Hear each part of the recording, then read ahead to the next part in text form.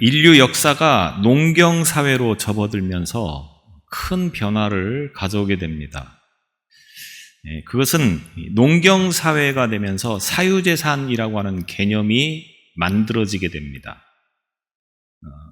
내가 농사를 지어서 얻은 소득을 내 것이라고 여기는 그러한 일들이 큰 변화를 가져오게 되는데, 그것은 소유욕이라고 하는 것이 생기게 되어지는 것이고, 결국 이 소유욕이라고 하는 것 때문에 개인은 물론이고 집단 간의 갈등을 일으키고 또 크고 작은 분쟁이 일어나게 되어지고 전쟁이 일어나는 원인이 되는 것이 바로 이 사유재산이라고 하는 개념이 생기면서부터라고 하는 것입니다. 이러한 갈등의 중재를 위해서 질서 유지가 필요했고 또 안전을 보장하기 위해서는 법이라고 하는 것이 필요하게 됩니다. 그래서 법이 생기게 되어지는 거죠. 이 법은 사람들이 공동체 안에서 질서를 확립하고 또 평화롭게 살기 위한 약속이면서 최소한의 도덕이 되겠습니다.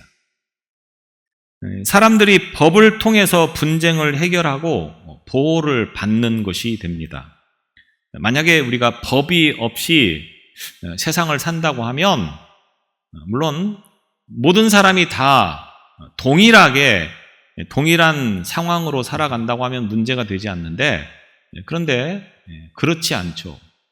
꼭 더 가지려고 하는 욕심을 가지고 있는 사람들이 있고, 그래서 그 욕심으로 인하여서 다른 사람에게 피해를 끼치고 손해를 끼치면서까지도 내 것으로 여기려고 하는 사람들이 있다고 하는 겁니다. 그러다 보니까 자연스럽게 법이 없으면 질서가 무너지게 되어지고 공정한 사회가 되어지지 못한다고 하는 것입니다. 이 법을 어기거나 잘못을 저지르는 사람들을 처벌하는 기준이 되어서 그나마 사회의 질서가 유지되어지는 겁니다. 영국의 수상이었던 윈스턴 처칠이라고 하는 사람이 어느 날 운전기사에게 차를 급하게 몰게 한 일이 있습니다. 그래서 과속을 하게 되어지고 결국 이 과속하던 차가 경찰에게 잡히게 되어집니다. 운전기사가 이 경찰관에게 처칠 수상께서 타셨습니다, 이렇게 말을 합니다. 그랬더니 경찰이 하는 말이 그래도 과속은 교통법규를 위반한 것입니다. 딱지를 끊겠습니다, 이렇게 말을 합니다. 그러니까 뒤에 앉아있던 처칠이 경찰에게 내가 누군 줄 압니까? 이렇게 말을 합니다. 그랬더니 경찰관이 하는 말이 얼굴은 수상각하와 비슷합니다. 그런데 법을 어기는 모습은 수상각하와 비슷하지 않습니다, 이렇게 말을 하면서 결국은 딱지를 끊었다고 합니다. 수상이 경찰관의 철저한 이 근무 태도에 감명을 받게 되어집니다. 그래서 경찰총장을 불러서 자초지종을 설명하면서 그 경찰관을 1계급 특진시켜 주시오, 이렇게 지시를 합니다. 그랬더니 그 경찰총장이 하는 말이 교통법규를 위반한 사람을 스티커를 발부했다고 해서 특별 진급을 시킨 사례는 없습니다, 라면서 거절을 하더라는 겁니다. 우리나라 같았으면 어땠을까? 법이 모든 사람에게 공정해야 되고 원칙이 있을 때 그 사회의 질서가 유지되어지고 그 사회가 공정하고 그리고 정의로운 사회가 되어집니다. 만약에 이 법이 원칙도 공정함도 없이 집행되는 사람의 입맛대로 집행이 되어지면 그 나라는 망합니다. 나라가 망한 이유가 여러 가지 있겠지만 대표적인 게 바로 이런 거죠. 원칙도 없고 공정도 없는 그런 사회는 반드시 문제가 되게 된다고 하는 겁니다. 저는 개인적으로 우리나라의 사법부가 과연 공정하고 원칙에 근거한 그러한 법을 집행하고 있고 판결을 내리고 있는가와 하는 부분에서는 인정하지를 못할 것 같습니다. 물론 생각하기에 따라서 다르겠지만 언젠가부터 우리나라도 이 법이 진영 논리에 빠져서 내 편은 옳고 다른 편은 틀리고 이런 법으로 집행되어지는 일들이 너무 잦다고 하는 거죠. 법을 지키는 것이 때로는 불편하고 손해를 볼 수도 있습니다. 그러나 이 법을 지켜야만이 모든 사람이 동일하게 혜택을 누리고 동일하게 그리고 정의롭게 질서 있게 세상을 살아감을 인하여서 공정한 사회가 된다고 하는 거죠. 하나님의 법도 마찬가지입니다. 모두의 행복을 위해서 하나님의 법이 주어졌다. 성경은 분명히 이렇게 말씀을 하고 있습니다. 오늘 13절 말씀에 보면 하나님의 법이 왜 주어졌느냐? 모든 사람이 행복하기 위해서. 말씀대로 살면 경우에 따라서는 불편할 수도 있습니다. 또 경우에 따라서는 내가 손해보는 것 같은 느낌이 들 수도 있다고 하는 겁니다. 그런데 이 말씀을 잘 지켜야만이 모든 사람이 다 행복하게 살 수 있게 된다. 그래서 하나님이 법을 주셨다. 이렇게 말씀을 하고 있는 것입니다.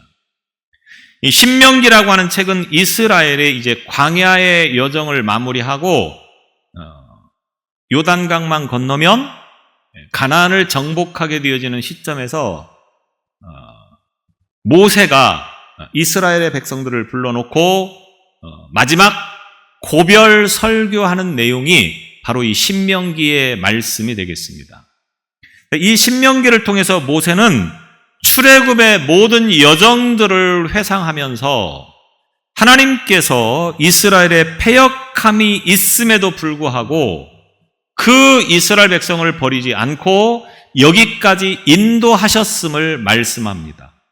그리고 이렇게 말씀하고 있는 이유는 출애굽 1세대들의 실패를 보면서 이제 가나안 땅에 들어가는 출애굽 2세대들은 그거를 거울 삼아서 하나님의 말씀을 어기고 불순종하는 삶이 되지 말고 그 하나님의 말씀을 잘 지키고 따르는 삶이 되어서 하나님의 축복된 삶을 누리라. 이런 의도에서 이제 모세가 그 이스라엘 백성들에게 이같이 말씀을 하고 있는 것입니다. 특별히 신명기 10장의 말씀은 앞서 9장에서 금송아지 숭배 사건을 중심으로 해서 이스라엘이 하나님을 무참하게 배반을 했음에도 불구하고 하나님은 그들을 버리지 않으시고 그들에게 다시 은혜를 주셔서 그들로 하여금 선민의 그 의식을 가지고 살아갈 수 있도록 길을 열어주신 것을 회상하면서 상기시켜주고 있습니다. 이스라엘은 하나님에 대해서 언제나 불성실했다라고 말을 해도 과언이 아닌 삶이었습니다. 그래서 출애굽의 그 시작부터 오늘 이곳에 이르는 그 순간까지 이스라엘 역사를 보면 어떻습니까? 하나님께서 그들에게 얼마나 큰 은혜를 베풀어 주셨습니까? 광야라고 하는 그 지역을 과연 사람이 노력하고 수고해서 살아갈 수 있느냐? 불가능합니다.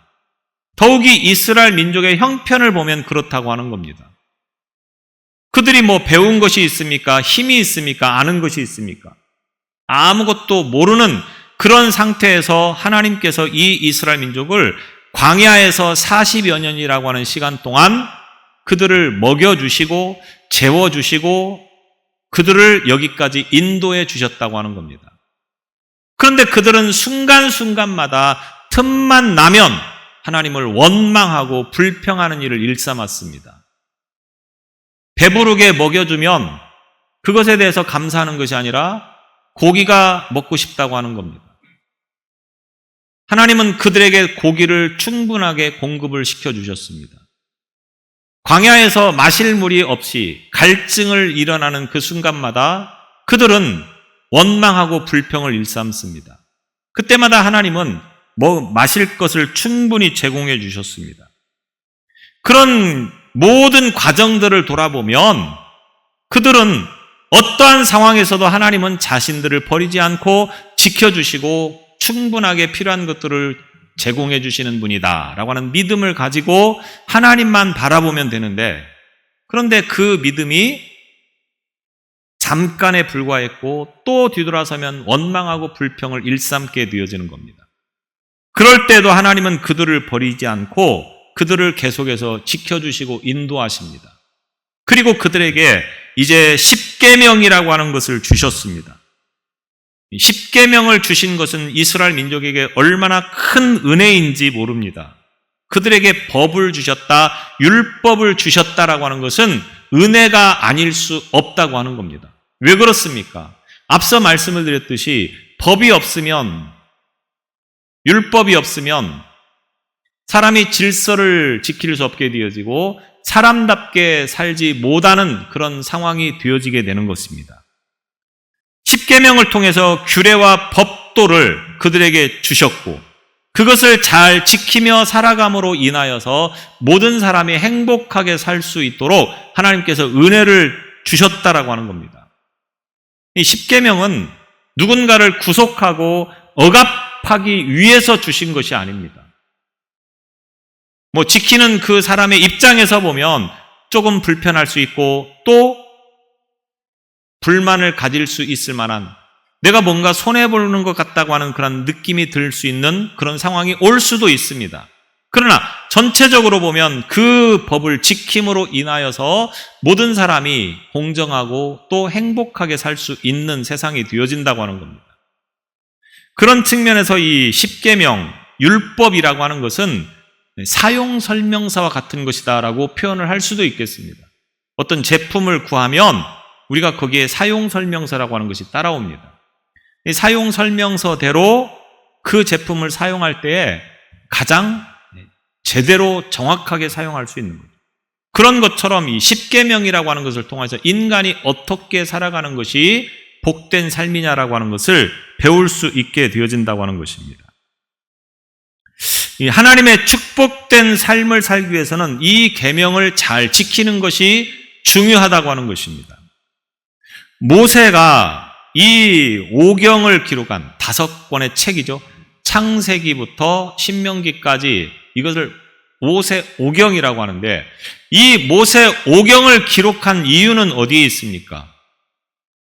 애굽을 떠나는 이 순간부터 여기까지 하나님께서 그들에게 어떻게 역사하셨는가? 세상을 창조하신 하나님께서 모든 인생들에게 어떻게 역사하셨는가? 라고 하는 것을 통하여서 인간이 풍요롭게 살 수 있고 인간이 은혜롭게 살 수 있는 유일한 길이 있다고 하면 그것은 하나님의 은혜를 기억하면서 그 하나님의 은혜를 잊지 않고 살아가는 것이라고 하는 것을 생각하면서 이 모세 오경을 지은 것입니다. 그래서 이 모세 오경을 통해서 어떻게 인간이 살아야 하는가라고 하는 말씀을 계속 반복해서 주시고 있는 것입니다. 그리고 오늘 본문의 말씀도 신명기 10장 12절로 13절의 이 말씀도 바로 그 중에 하나가 되겠습니다. 성경은, 율법은 우리를 힘들게 하려고 주시는 것이 아닙니다.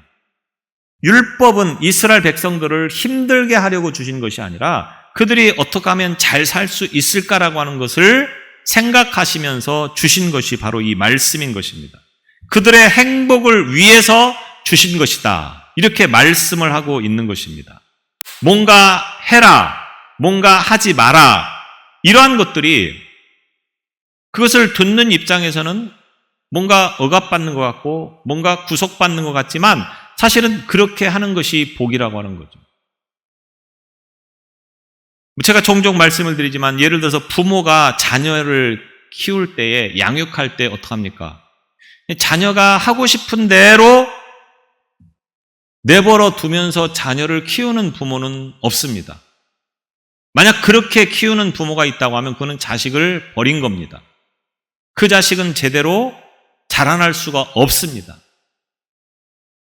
아이들이 하고 싶은 대로 내버려 둬서는 안 된다고 하는 거죠. 그래서 아이들에게 해라, 하지 마라, 이런 말들을 계속 반복해서 하면서 이 아이들을 양육합니다. 왜 그렇습니까? 자녀가 잘 되도록, 자녀가 행복하게 살도록 하기 위해서 그렇게 한다고 하는 겁니다. 어린 아이들 입장에서는 부모들이 자신들을 억압한다고 생각을 할 것이고 자신들을 구속한다고 생각할지도 모르겠습니다. 그런데 부모의 입장에서 보면 그렇게 해야 된다고 하는 겁니다. 마찬가지로 하나님께서도 이 법을 통하여서, 율법을 통하여서, 모세오경을 통하여서, 십계명을 통하여서 이스라엘 백성들을 구속하고 억압하려고 하는 것이 아니라 이것을 잘 지킴을 인하여서 하나님의 축복을 누리며 살아갈 수 있는 삶이 된다고 하는 것을 말씀하고 있는 것입니다. 그래서 이 모든 것들을 지켜야 행복해진다. 성경은 이렇게 말씀을 합니다. 오늘 13절에 보면 오늘 내 행복을 위하여, 내 행복을 위하여 이렇게 말씀합니다. 이 모든 것을 잘 지키는 것은 내 행복을 위한 것이다. 여기서 이 행복이라고 하는 말이 히브리어로 보면 토부라고 하는 말입니다. 구약 성경의 히브리어에는 그게 단어들이 오늘날처럼 구체적이고 세분화되지 않았기 때문에 한 단어가 여러 군데에서 사용이 되어지는 일들이 참 많습니다. 그래서 이 토부라고 하는 단어도 굉장히 다양하게 사용이 되어집니다. 좋다, 기쁘다, 행복하다, 또는 맛있다라고 하는 표현을 쓸 때도 이 토부라고 하는 단어가 쓰여집니다. 그런데 오늘 이 행복하고 하는 이 단어 속에는 토부라고 하는 단어가 사용되었습니다. 그런데 이 말이 하나님께서 천지를 창조하시고 그 하루를 마무리하시면서 하셨던 말씀이 있습니다. 후렴처럼 꼭 마무리하시면서 하신 말씀이 뭡니까? 보시기에 좋았더라, 이렇게 말씀을 합니다. 모든 것을 만드시고 그것을 보시기에 심히 좋았더라. 사람에게는 또 이와 같은 표현을 쓴 것을 보게 되었습니다. 여기서 좋았더라라고 하는 이 말이 바로 토부라고 하는 단어가 쓰여집니다. 그러니까 하나님의 의도대로 잘 되었다, 이런 의미가 되어지는 것입니다.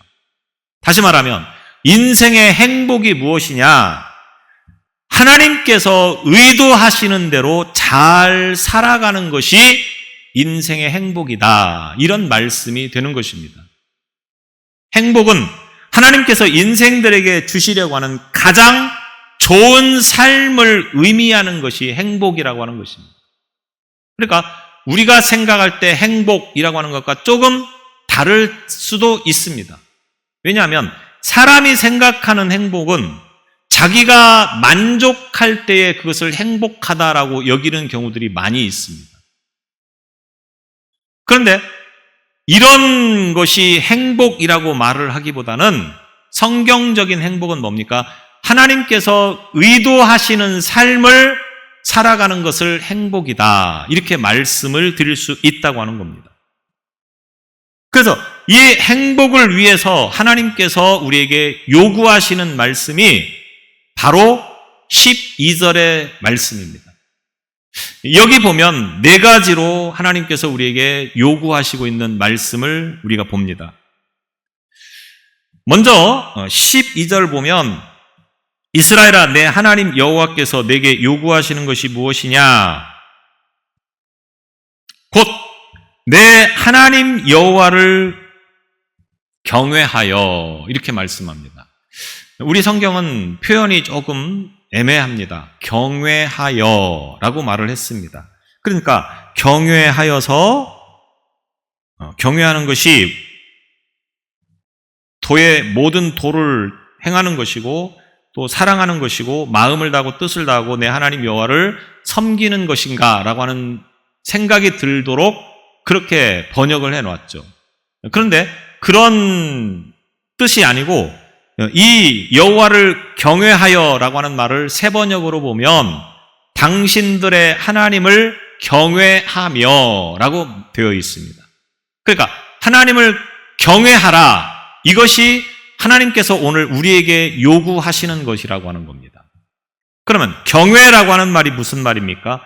경외라고 하는 이 말은 존경한다, 또 공경한다, 그리고 두려워한다 라고 하는 뜻을 가지고 있습니다. 그러니까 경외하는 것은 존경하고 두려워하는 것이고, 공경하고 두려워하는 것을 곧 경외한다 라고 표현하고 있다고 하는 것입니다. 그래서 하나님을 경외하라, 이 말은 하나님을 공경하고 하나님을 두려워하라, 하나님을 존경하고 하나님을 두려워하라, 이런 말씀이 되는 것입니다. 그리고 아무나 하나님을 경외하지 않죠. 어떤 사람이 하나님을 경외합니까? 하나님이 어떤 분인가를 아는 사람이 하나님을 경외할 수 있습니다. 하나님을 제대로 아는 사람이 하나님을 공경하고 하나님을 무서워한다고 하는 것입니다. 하나님은 어떤 분이십니까? 하나님은 세상을 창조하신 분이다. 이 말은 반대로 하면 하나님은 멸하시는 분이다 라고 하는 것을 의미하는 것입니다. 하나님은 세상을 창조하신 분이고 그 세상을 멸하실 수 있는 분이다 라고 하는 겁니다. 이렇게 하나님이 어떤 분인가를 알게 되어지면 그 하나님에 대한 경외함을 가지지 않을 수가 없다고 하는 거죠. 하나님의 위대함, 하나님의 경이로움, 이런 것들을 존경하지 않을 수 없고 공경하지 않을 수 없습니다. 또 무서워하지 않을 수 없습니다.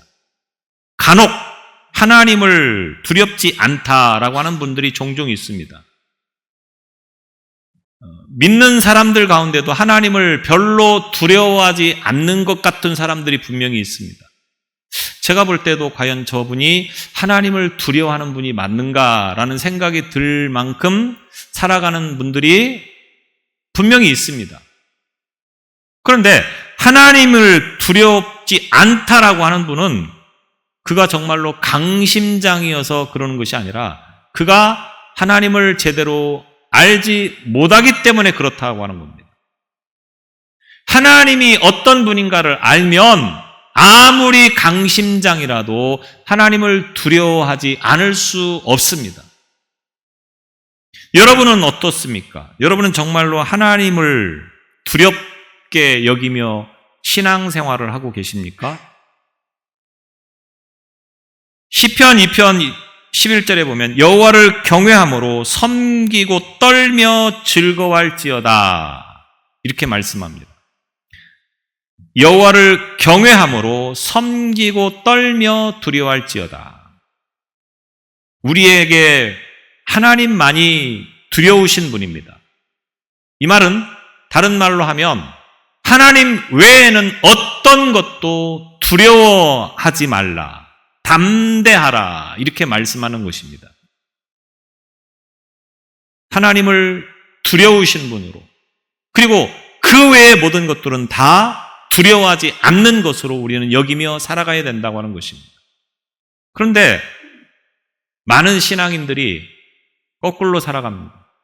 하나님은 두려워하지 않습니다. 그런데 세상의 것들은 두려워합니다. 여러분에게 정말로 두려운 것은 무엇입니까? 하나님을 두려워하고 세상의 것들은 두려워하지 말라고 하는 겁니다. 왜? 세상의 그 어떤 것도 다 하나님의 손 아래 있기 때문에 그렇다고 하는 겁니다. 그러므로 하나님만 두려워하면 하나님이 모든 문제를 다 해결해 주신다고 하는 것입니다. 이스라엘 민족에게 두려운 대상은 누구였습니까? 가나안 원주민들이었습니다. 정탐하고 돌아온 정탐꾼들이 그 보고의 내용에 보면 가나안 땅에는 신장이 큰 사람들, 군사훈련이 잘 되어 있는 사람들, 또 무기를 갖춘 군사들, 견고한 성, 이런 것들을 보면 우리가 도무지 그 가나안 땅을 정복하는 것은 불가능합니다. 이렇게 보고를 합니다. 그들에게는 무엇이 보였습니까? 가나안 땅에 있는 군사들이 보였고 무기들이 보였고 견고한 성이 보였습니다. 하나님은 무엇을 보라고 했습니까?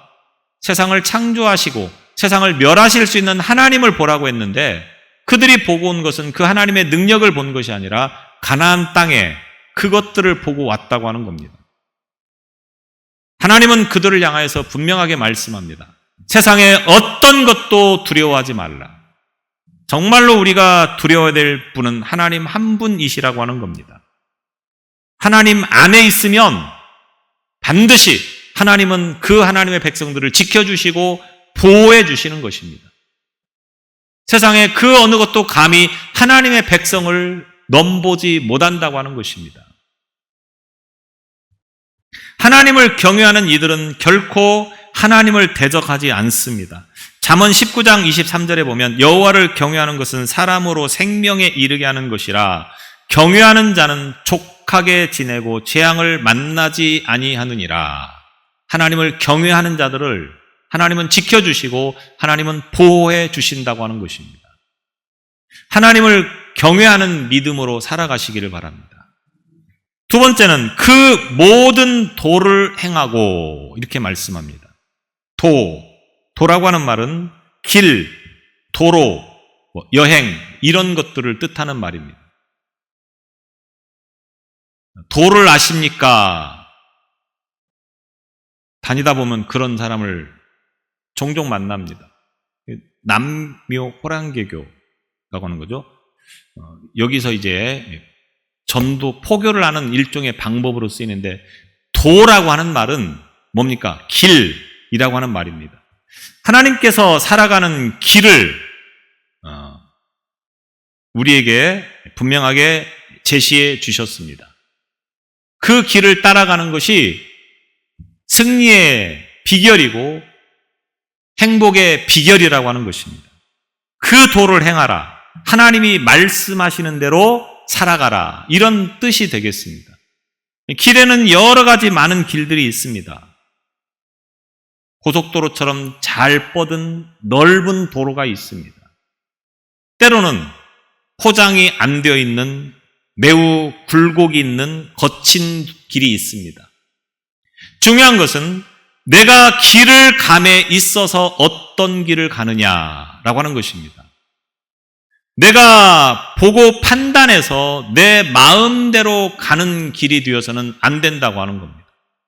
반드시 하나님께서 말씀하신 그 길을 가라고 하는 것입니다. 자, 이스라엘 민족이 애굽을 떠나서 여기까지 오는 모든 과정에서 보면 그들이 스스로 개척해서 온 길이 아닙니다. 하나님께서 다 모든 길을 인도해 주셨습니다. 경우에 따라서는 어려운 길도 분명히 있었을 줄로 압니다. 전혀 예상하지 못했던 일들도 일어난 줄로 압니다. 그러나 중요한 것은 그 모든 과정에서 하나님이 지켜주셨다고 하는 겁니다. 이스라엘 민족이 이 광야를 지나는 동안 더워 죽었다, 추워 죽었다, 배고파 죽었다, 목말라 죽었다 이런 사람은 없습니다. 단지 그들이 하나님의 말씀에 불순종해서 죽은 것이고 하나님이 가라고 하는 길을 가지 않아서 죽은 것뿐이지 하나님은 모든 것들을 다 준비해 놓으시고 그들을 인도하셨습니다. 그래서 그들은 그 길을 따라가면 되는 것이었습니다. 그런데 그거를 거부하면 하나님은 그들을 살려주지 않으셨다라고 하는 겁니다. 자, 이 말씀이 오늘 저와 여러분에게 주어지는 말씀입니다. 오늘 저와 여러분이 걸어가는 이 길이 어떤 길입니까? 내가 보기에 좋은 길, 내가 보기에 가고 싶은 길, 그 길을 가는 것이 아니고 하나님께서 말씀해 주신 그 길을 가라고 하는 것이 오늘 우리가 행복한 비결이라고 하는 것을 성경은 말씀하고 있습니다. 문제는 자꾸 어디서 일어납니까? 내가 가고 싶은 길을 가기 때문에 문제가 일어나는 겁니다. 말씀의 길을 따라가시기 바랍니다. 이 길의 가치라고 하는 것이 어디에 있습니까? 길의 가치는 지금 내가 얼마나 좋은 길을 가고 있느냐의 문제가 아니라 이 길의 끝이 무엇이냐라고 하는 것을 알고 가는 것이 중요하다고 하는 겁니다. 길이 아무리 좋아도 내가 가야 하는 목적지와 다르다고 하면 그 길을 가서는 안 됩니다. 길이 조금 불편하고 길이 조금 어려워도 내가 가고자 하는 목적지로 가는 길이라고 하면 우리는 기꺼이 그 길을 가는 것이 옳다고 하는 것입니다. 그렇다고 하면 오늘 우리가 가야 할 목적지는 어디입니까? 그 길을 하나님께서 우리에게 인도해 주시고 있다고 하는 겁니다. 그래서 그 말씀에 따라 길을 걸어가는 신앙이 되어져야 되는 것입니다. 오늘 내가 보기에 좋은 길을 선택하지 않기를 바랍니다. 하나님께서 말씀하시는 길을 쫓아가시기를 바랍니다. 때로는 불편할 수 있습니다. 때로는 힘들 수 있습니다. 그러나 그 길이 내가 가야 할 길이라고 하는 것을 잊지 않기를 바랍니다. 세 번째로는 그를 사랑하며 하나님을 사랑하라고 하는 것입니다. 이 사랑은 만남과 사귐의 과정을 통해서 무르익는 거죠. 사람을 보았다고 해서 무조건 그 사람을 사랑하는 것은 아닙니다. 그 사람을 경험해보고 그 사람을 만나보고 그 사람과 사귀어보고 그래야만이 사랑이 싹 트는 거라고 하는 겁니다. 하나님께서 이스라엘 백성들에게 사랑을 요구하시는데 무조건 사랑해라 이렇게 말씀하지 않았습니다. 먼저 하나님께서 이스라엘 민족을 사랑하셨다고 하는 것을 분명히 말씀하고 있습니다.